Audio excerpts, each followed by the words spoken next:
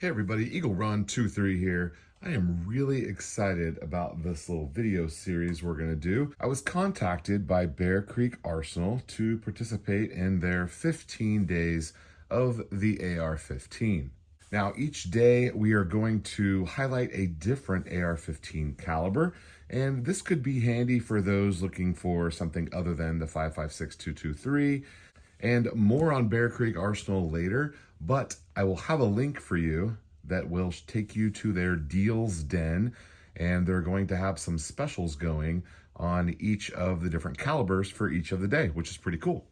So I've never worked with Bear Creek before. I'm excited to work with them on this project. I think it's going to be pretty cool. And the first caliber is one that is really fascinating to me.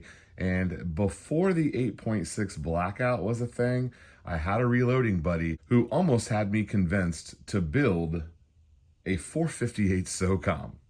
So the caliber of the day is the 458 Socom. This is a big, beautiful caliber. Unfortunately, I don't have one here to show you. So let me flash one up on screen.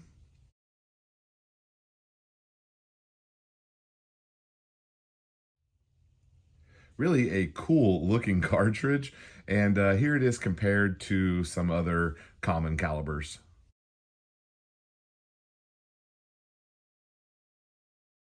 We're going to take a quick look at some strengths and some weaknesses and a little bit of the origin, although I don't know a ton about it.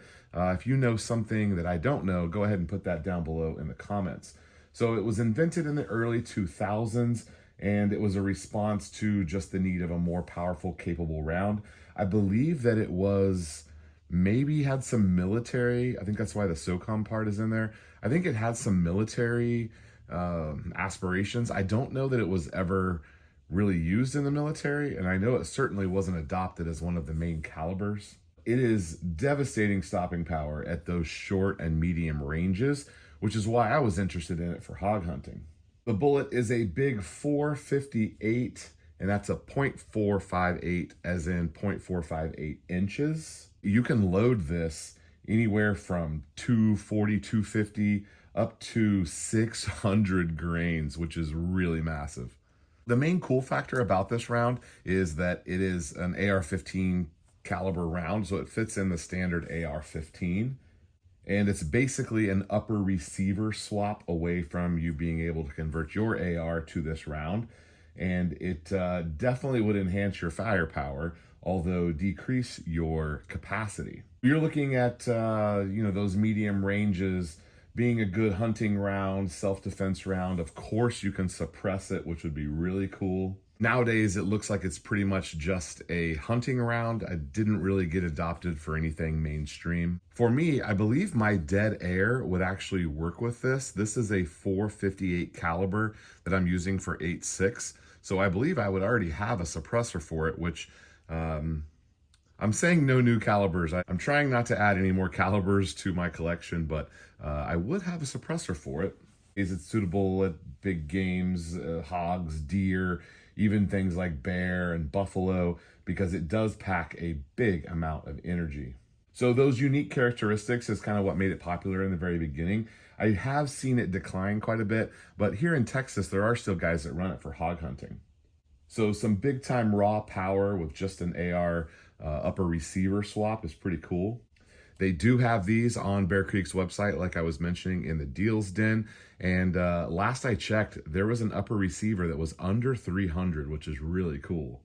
I think one of the main reasons why it didn't really catch on for military or for self-defense is when those bullets are stacked in, it ends up making a PMag into a single stack. A 458 magazine, basically single stack, you're looking at way less capacity.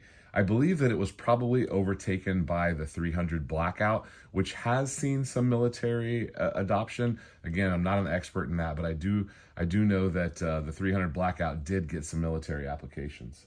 Now, with that big time power does come with a little bit of recoil. It's not anything crazy, but some shooters could find it tough to manage. Another fact about it, which is kind of in the weakness category, is the cartridges are expensive. Now, it never did get SAMI spec. I don't believe, I couldn't find that it got SAMI spec when I was looking into it.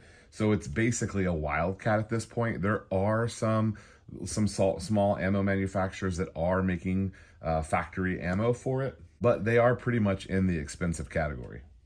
So the shooters who like it really like it. Hunt or large game or seeking a potent round for self-defense, the 458 Socom could be an option for you. So in closing, would I still build a 458 Socom today? Probably the answer is no. Although I do have a suppressor for it, I pretty much have replaced the need for that type of round with the 8.6 Blackout, which I do very much like, and I do want to see that one be prolific. But unfortunately, that's the AR-10 platform, which is a bit of a mess to deal with. So make sure you're subscribed and ring the bell. We're going to be doing some daily videos here in the month of December as we go through the 15 days of the AR-15. Big thank you to Bear Creek Arsenal. Check out what they've got. I've got a link for you guys down below. And let me know also, would you run a 458 Socom, or are you running a 458 Socom? I think it's a really interesting round, and it could be the right round for some people. All right, guys, Eagle 1, 2, 3. We'll see you next time.